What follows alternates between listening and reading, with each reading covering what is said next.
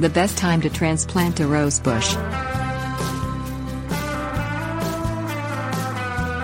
Roses are not the delicate flowers we make them out to be, but moving them at the right time makes their transition easier. When to transplant often goes hand in hand with the bush's pruning requirements.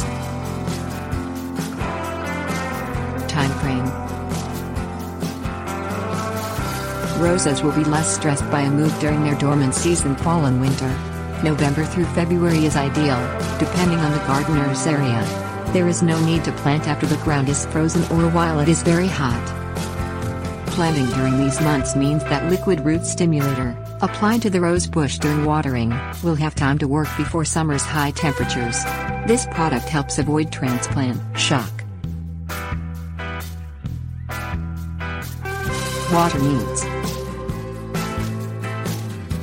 When a rose bush is transplanted, water is of the utmost importance. The plant has fewer roots, and cool weather allows soil around them to remain moist for longer, so there is less maintenance. A thorough watering twice or 3 times a week is sufficient. Pruning. People have differing opinions on whether to prune a rose before transplanting. Some prefer to let foliage be burned back naturally, and others see pruning as conserving nutrition for the roots. If the rose is to be pruned, it should be done within a day or 2 at the move.